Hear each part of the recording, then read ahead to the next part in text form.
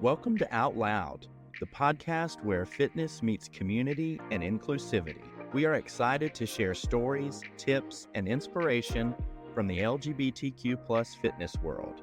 From queer athletes to LGBTQ plus owned gyms, we're highlighting the people and places that are making a difference in our community. In today's episode, Our Foundation Executive Director Tina Weaver chats with ultramarathoner and Army Sergeant Amanda Martinez about her coming out story, being LGBTQ plus in today's military, and her journey as a long-distance runner. Join us as we sweat, laugh, and live out loud.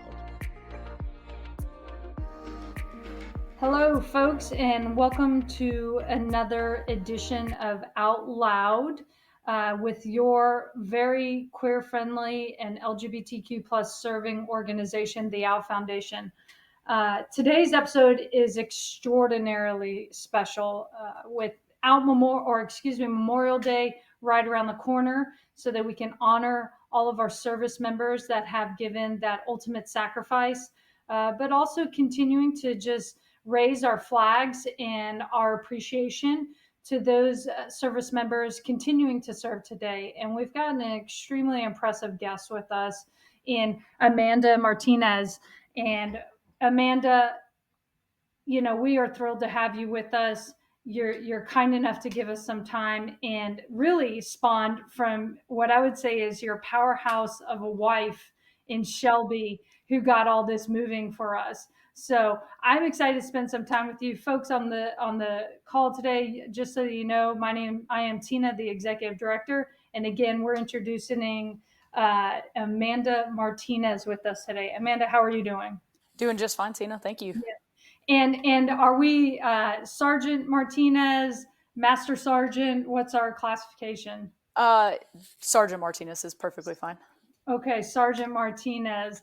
And thank you so much. Sergeant Martinez, which branch of the military do you serve? So I'm in the U.S. Army. However, the U.S. Army does have 3 different branches within it. So I'm actually in the Colorado Army National Guard. Okay, fantastic. And how long have you been in the National Guard? So I've been in the National Guard for just over 11 years, but with my active duty service in the Army, a total of about 14 and a half years. That's incredible. So you can't be that, you have a very young presence to yourself. Appreciate that. The military's treating you right. That's good. That's good. Yeah. But it sounds like you may have got into the military at a young age then, with as much time as you have served. I did. I joined a little bit late in relation to some of the individuals who are joining now. I joined when I was 22 years old. I decided I wanted to do a little bit of the college scene first, and then kind of realized that, that wasn't the route for me. And so as I kind of progressed throughout my life, I actually found myself wanting to join the military more and more. So at the age of 22 is when I decided to enlist in the Army. Yeah, that's incredible. And there's always such a moment when you come into adulthood and trying to figure out what your next step is going to be. So what gave you that inclination that you wanted to enlist? A few different things. I had always admired individuals in the uniform. The other thing is that I wanted to pursue my dream as a police officer. So I started going to college and pursuing my degree in criminal justice. And then as that kind of took its course, realized that there were a lot more things that I would have needed to become a police officer here in the state of Colorado. So I kind of looked at different options as far as how to become a police officer quickly, get some experience under my belt. And the Army was actually one of the things that I was able to do. I was able to join as a military police officer, go to basic training and advanced individual training within 6 months, and then graduate as a qualified military police officer, basically doing the exact same thing that a law enforcement officer would here in the local communities. That's incredible. I just have so much admiration for you and making that pathway happen and serving your country. Again, it is the most giving and the most unselfish way to give back to community, to your nation and such. So truly, really appreciate everything that you do for us and all service members in that regard. Of course.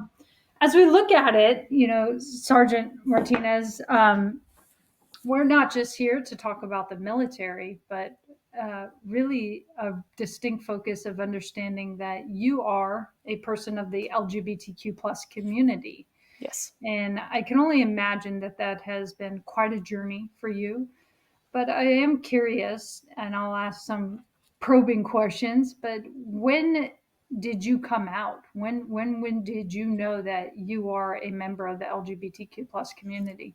I think now looking back at it, I think it was kind of always there. I just didn't really understand it. However, when I truly realized it was when my best friend at the time, when I was 18 years old, so roughly in 2004, 2005, started really kind of realizing that I was getting closer to her at the time. And really just, I didn't understand why, it felt normal, but that having a boyfriend at the time didn't feel normal. So really at the age of 18 is kind of when I really noticed it and started asking the questions of myself and doing a lot of research online as to why, I was feeling this way. Yeah, that's got to be a hard exploration journey when you're doing a lot of research online. And I think at the age of 18, we're trying to come to who we are, our true authentic selves. So you were in college during that time, and in that experience, um, do you feel like it gave you an understanding of a pathway to enlisting in the military, or do you almost feel like maybe it was something questionable? Because correct me if I'm wrong, 22 is when you enlisted, and then 18 is when you knew you were Mm-hmm. you were out. You rephrase the question. Yeah, so Or restate it. You came out in 2018, and then in 2022 you enlisted. How do you feel like that pathway of knowing that you were part of the LGBTQ plus community impressioned your decision to enlist? So just to clarify, I did not join in 2018. I joined, or correction, I didn't join in 2022. It was actually 2009 when I joined. I was 22 right. years old at the time. I honestly don't think that that being gay really had much of an influence on joining or not joining.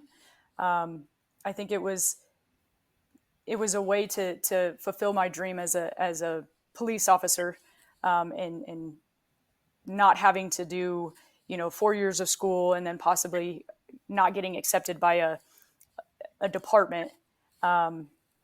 I really just wanted to join. It was something that I was passionate about. I wanted to join the Marines, and my mom told me no. That was at the time of, we were kind of in the middle between two wars. And so my mom said, no, absolutely not. And so I said, all right, well, what's the next best thing next to the Marines? That's a ground force. And the Army was, that next best thing. So. Yeah.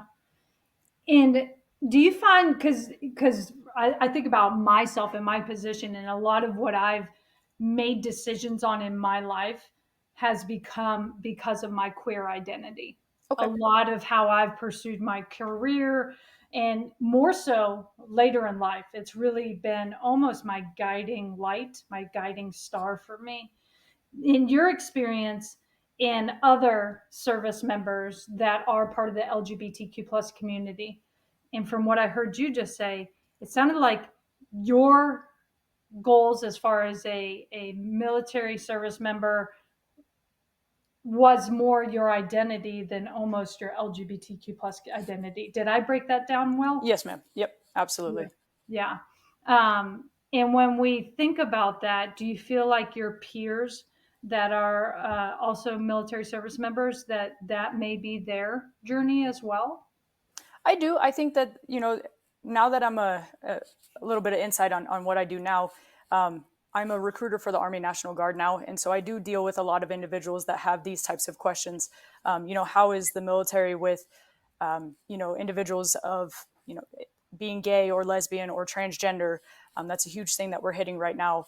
And I think that it can kind of go both ways where, being a part of a community such as the National Guard or the Army or the military in general, and having those individuals that have gone through, the don't ask, don't tell, and where they can kind of guide people and say, like, it's not really an issue anymore. We've come a long way. And so you have a sense of family within the military community as well. So if maybe you're not receiving what you're getting, in the civilian world, you're going to have that, and you're not going to be discriminated at. We really are a tight knit family, regardless of where you come from and who you are. I love hearing that. I love hearing that because I think that there is that common misunderstanding of actually, can I serve? Right? Mm-hmm. It's one of those things where, and you speak to a lot of like, you're having a lot of these questions. We have a new generation of folks that are coming and they want to enlist or they want to be in the workforce, whatever line of path there is. They're asking these key questions.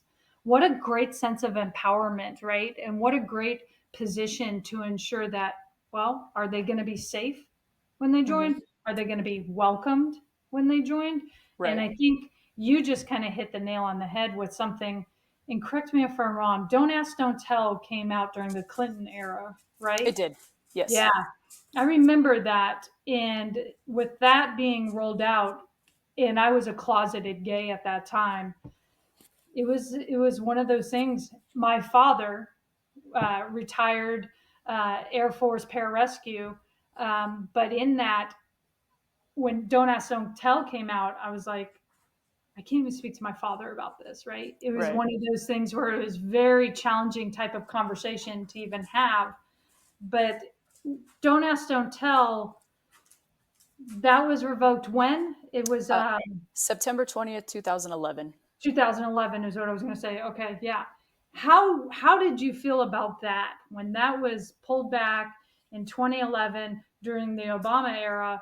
What did that do for you in your experience? And do you have any insights of how it may have affected others in their experiences? Absolutely. So I do remember that day very well. I actually had a roommate. I was stationed on Fort Carson down here in Colorado Springs. And my roommate was also gay as well. It just happened to be that we were roommates. And we already knew that this law was already on its way to be passed. And so when it finally did get passed, it wasn't like we went outside onto the balcony and screamed from the balcony that, oh my God, I can be who I want to be. Because for the most part, the community within the Army, no, we were not allowed to say, I am gay or I'm lesbian or whatever. Mm-hmm. But they didn't, at least my leadership and the individuals that I dealt with, they kind of already knew. So I didn't directly talk about, having a girlfriend or wanting to be who I felt I needed to be. I think everybody just kind of knew the way that I carried myself and the way that I talked, the way that I walked. It never really was an issue. But I do remember that day, and I remember we played the song I'm Coming Out really loudly in our room. We just kind of had fun with it. But after that, I don't know necessarily that day was different than any other day. People didn't treat us any differently. They just kind of looked at us and were like, yeah, we already knew, So yeah. We were kind of in that in-between stage where it wasn't okay legally by the Army's rules and regulations. But at the same time, people knew that I wasn't going to be a different person after they passed this regulation. Yeah. So. Yeah. What an incredible experience that could have been. And more so from the lens of like, you already felt like you were within your family and those who cared for you. Mm-hmm. This was just an extra layer to it. And again, I think that there often can be times of misconception of what that experience could look like. Mm-hmm. and maybe the societal norms of what we should present ourselves and how we should operate. What challenges did you experience in your current year enrollment? Have you had any experiences? Are you able to share those? And if not, that's all right, because we understand we want to be very, very respectful of our Army and all branches. But were there any experiences where it was a bit challenging for you as an LGBTQ plus person in the military? I think the only challenge, and I don't necessarily even at this time look at it as a challenge just because my drill sergeant at the time was so great with it, but during basic training and advanced individual training, um, we kind of came up as all the females we lived together during this time, and so you're in a bay of 60 females plus, and you're bound to run into another individual who's a part of the community, which we decided to call family. So we kind of had our own little code word of family, and our drill sergeant knew that. She would look at us and just say, hey, just try not to talk about it so much, because unfortunately with the don't ask, don't tell in place still, you guys aren't necessarily allowed to talk about it. If you all want to talk to each other, that's completely fine. But as a leadership or a person in a leadership role, she was unable to listen and or be a part of the conversation. Mm-hmm. So I think that might have been the only challenge, was figuring out who we could and could not talk to or talk around about these types of things. Yeah. Do you think, in your opinion, that different branches operate differently with these same type of questions? And even a second question to that, maybe different different locations across the country, if maybe a certain location has a different way of operating their certain base. What's your opinion on that? So I don't necessarily think that it's a location thing or even a branch thing. Honestly, if I had to say anything, it would be a job thing. So what we call an MOS, which is a military occupational specialty. The harder jobs, such as like infantrymen and our special forces, our Delta groups, our guys that are on the front line, so to say, those are going to be the ones that probably deal with it a little bit differently, and they probably still at this time are still having a little bit more of a difficult time adjusting, not only to because infantry itself for the longest time only accepted males, and I feel like when the don't ask, don't tell was reversed, a lot of individuals within that MOS were having trouble coming out to their peers within the infantry group. And I say that because they sleep together, they sleep out in the woods together. They're naked around each other all the time, because they have to live in these environments where they have to be around each other 24/7. And so I think for those individuals, it might have been a little bit more difficult. And even with the transgender individuals in the military, I think that those MOSs are having the hardest time adjusting. Yeah. Yeah. So you've just opened the next topic in just understanding how our trans community is a part of our military. And in your experience, talk to us about what that, because you mentioned you're a recruiter. So what does that look like in understanding how folks come to the table authentically? But then you've given us an understanding of maybe certain pathways that they should go down that would be a little bit better. But I'm just kind of curious into understanding, have you seen an influx of our trans community starting to enlist? And if so, how has that process been, given we do have, and this may be an education moment for everyone, we have state by state regulations. Correct. So I'm going to assume our military doesn't have to follow that. That's something that'll educate me. So that's federal. So we have to follow that. Okay, however, with the National Guard, we also have state regulations as well. So that does vary state by state. But overall, if it covers federal stuff, we have to follow that rule above just state alone. Yeah. Yeah. However, with the individuals coming and wanting to serve that are transgender, I have experienced it once. I have experienced it twice. However, I did go through the motions with one individual. We went, I mean, from start to finish. I won't use names or anything like that. This individual was a prior service individual who had served on active duty when President Trump was in office, when it was not allowed. So this individual did get out of the military. And then a few years later decided, after President Biden had, changed the policy, wanted to rejoin. And this individual's MOS was one of those combat MOSs where, we're still having that adjustment period where, trying to figure out, bathroom situations and living situations and such like that, where everybody is comfortable across the board. And the biggest difficulty that I found working with this person was returning to that MOS, along with dealing with the previous experiences that they had while on active duty, trying to reassure them that this was not going to be the same experience, that there would be more acceptance, that you would be able to be the person that you wanted to be, that you do have the support of the military and of our medical field, allowing you to continue taking the medications that you need for your transition, possibly getting surgeries in the future if that's what you chose to do.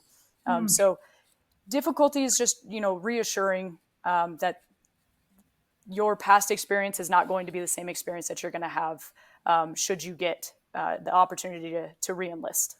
Wow, that's incredible. I mean, I wish I could just take that and take your words of experience and wisdom and share that with our community members that are looking. And that's what we're here today. We want to spread the word and letting folks know that serving as an LGBTQ plus person should not be a barrier, and it's not a barrier, is what Absolutely I'm hearing not. from you. Yeah, that's incredible. I appreciate that, Sergeant Martinez.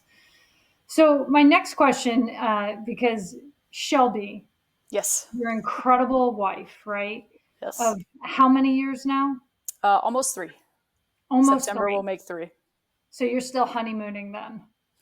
We are. I mean, I think we honeymooned quickly and moved right into just tackling everything else, like owning a home, purchasing vehicles. We have RVs and, wanting to live life to the fullest, and hopefully the next talk of having a child and what that looks like for us. So. Yeah. Well, congratulations on all of these dreams that are coming true. And Shelby's just incredible. Thank you. And such a massive power advocate for you. So, be sure to keep Shelby on that pedestal at all times. She's there always. Yeah. I'm happy to hear that for you. So with Shelby and you and your marriage, just a infancy of 3 years ago, talk to us about that and your time away from service, if any, and then how everyone's received that for you. Yeah, so I met Shelby in 2020, August of 2020. We did meet on a dating app. It was the COVID times. And I learned a long time ago not to date people that I work with and, there's so many other fish in the sea, right? So I got on this dating app and, had one bad experience with an individual and I was like, all right, maybe I'm over this. But then, I came across Shelby's profile and we met up and it was just, every conversation we had lasted hours. We just had sparks from the very beginning. She was living in Wyoming at the time and I was in Colorado. I told her, straight up front that I was in the military, but that, at that time I wasn't a recruiter. I was what we call an M-Day soldier, which is, 1 weekend a month, 2 weeks out of the summertime, with some state activation should, fires and floods and riots and stuff like that occur, that I would be called away for that. But that for the most part, it's 1 weekend a month, 2 weeks out of the summer. And she was completely fine with that.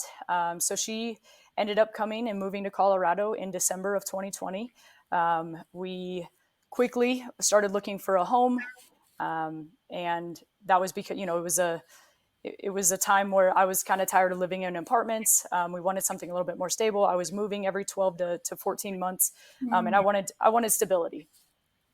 So we finally found a house and moved in, and I have been away a few times for, activations within the state of Colorado, to include the inauguration, the presidential inauguration in 2021, but all short-lived. I think the longest that I had been away from her was in 2022 when I went to a school so I could become a recruiter, which was 5 weeks long. But the entire time she has been an incredible support. She understands that I'm in the military, and she understands that it is going to take me away for short periods of time and or long periods of time, depending on, where I have to go. And so she understood that it's still difficult on her. Even when I go away for a weekend and I'm just going to Aurora, Colorado, which is, 40 minutes away. But she's very, very supportive and has never asked me once to change anything about what I'm doing. She just, continuously supports everything that I do. To include, in July, I'm supposed to go to drill sergeant school, which is going to be a 10-week course. It has been my dream for the last 11 years to be a drill sergeant. And so I was open and honest with her about that. And so being able to fulfill this dream is great for me in my career. But I know that it's going to take me away from her for at least 10 weeks. But she's excited about it. She's asking, questions like, have you started studying? What things can I do to help you?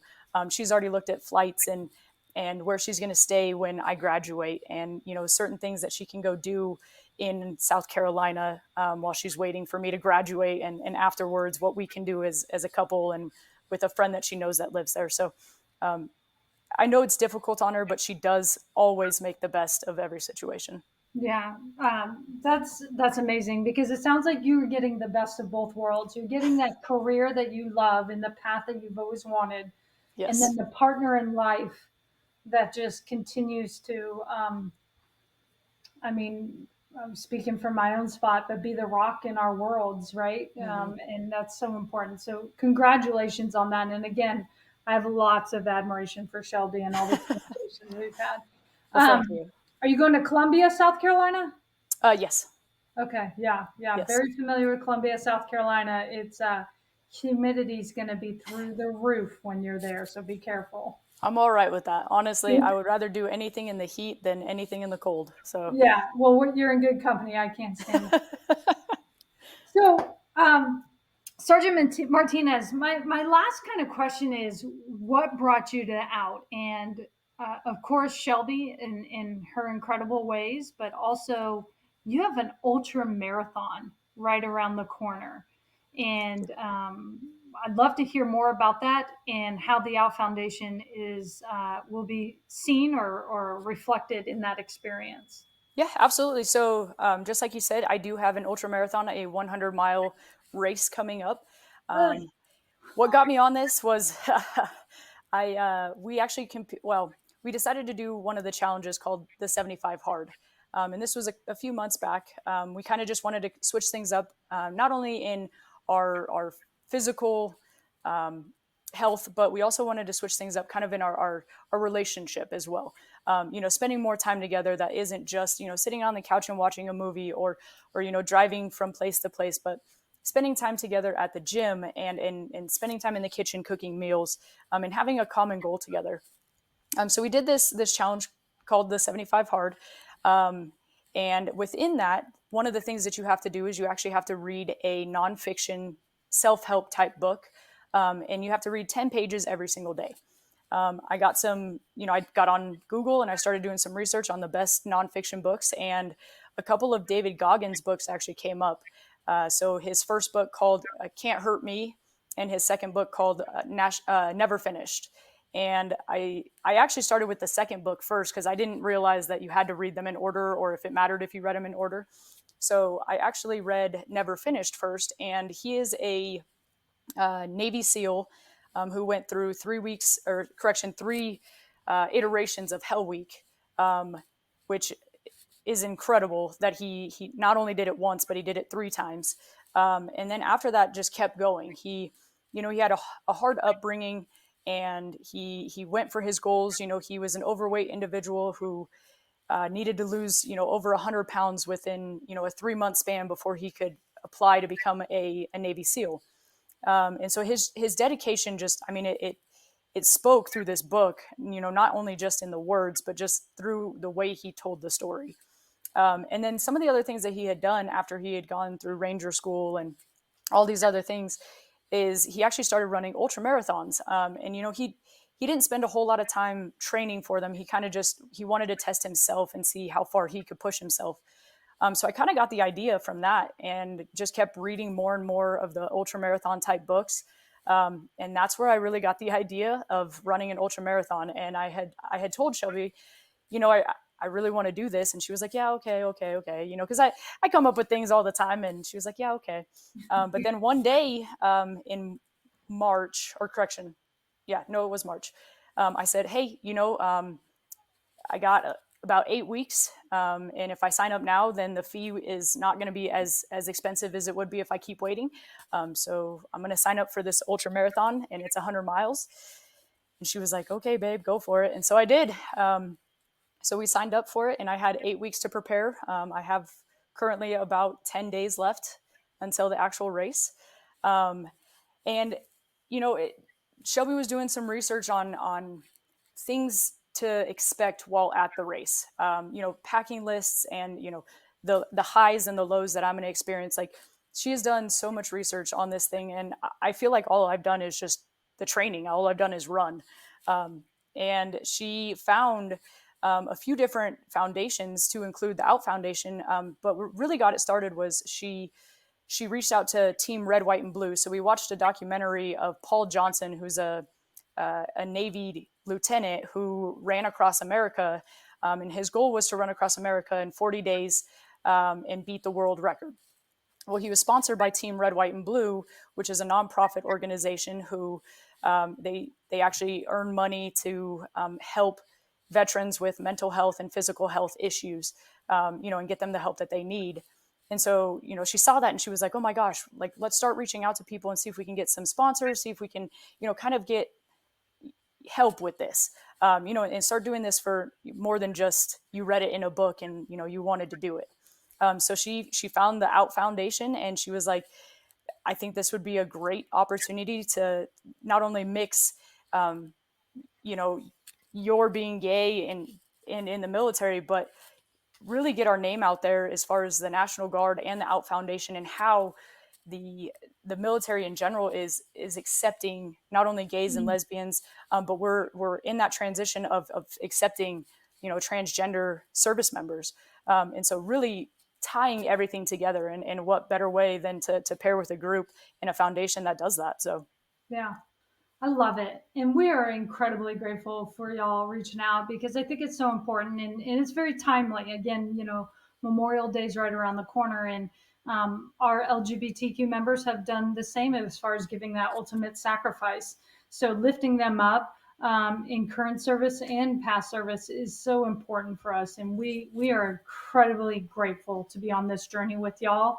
And you're going to have us in your corner. We definitely want to see you do very successful in an ultra marathon. Excuse me while I threw up in my mouth while I did that, because I'm more like a 50-yard sprint type of person. yeah, see, I don't understand sprinting. It's extremely painful to me. I would rather run miles, instead of just sprint a short amount. For me, it just feels like I've accomplished something when, the sweat starts rolling and your legs are tired. And I know that sprinters feel that. I do. Yeah. But for me, it's just a little different. But you did ask the question of how we are you good? Yeah. Okay. So I was just going to answer the question of kind of how we're going to represent the Out Foundation. I have a plan. So the course that I'm running is actually a loop course. And so I plan on having 7 different shirts for the 7 different laps that I have to run. So we've made a couple of different shirts that have different quotes on the back. That one will keep me motivated. But that's how we plan on getting the recognition out there for the foundations that are supporting this run, is to wear one of the shirts during one of those laps. It is 15 miles, so it's not like it's going to be a 1 mile lap. It'll be 15 miles, and hopefully, as I pass individuals, because the course we go counterclockwise and then clockwise, people will start to see those different shirts. But I do plan on changing my shirt out every 15 miles to something new, and support a new foundation or a new program, to include the Out Foundation, the Team Red, White, and Blue, and the National Guard. That's so amazing. It's amazing. So my last question for you, Sergeant Martinez, is, we serve a lot of young folk in our community, and may not be that all of their paths want to be that military route, but I can guarantee you, and you can probably speak from so much interest, I bet that there is interest in knowing what, who, where, all those questions, right? For our young queers who have that next step in mind of maybe joining the military. What would be your advice to them? What could they walk away with in preparing, but also knowing that they've got a safe and welcoming environment? What would you say? Absolutely. I think one, that this podcast alone is going to help with that. And I think so. I speak to a lot of teenagers at high schools. We go out there and we tell them about the National Guard. We tell them about the military and kind of the experiences and some of the things they would expect out of the military. But one thing that I've noticed the most is the fact that I'm not afraid to say, when I'm telling a story about my experience in the military, is, I live with my wife, or my wife this, or my wife that. And I see these kids in the seats, and they kind of do this number, because, and maybe I don't represent the typical gay individual, I am who I am. And that's just, I walk a little different, I walk a little harder, but they didn't know that I was gay until I said my wife. And so I think that alone, it helps them to kind of relax a little bit, and that they can see that, okay, so somebody like you, who is gay, can serve in the military and can, work up the ranks and be in leadership roles and still be successful, and still live out your dreams. I think that is the most helpful thing that I know how to do, is not be afraid of who I am and my wife, and being able to say that in a classroom environment where, when I was in high school, that may not have been a thing. Yeah.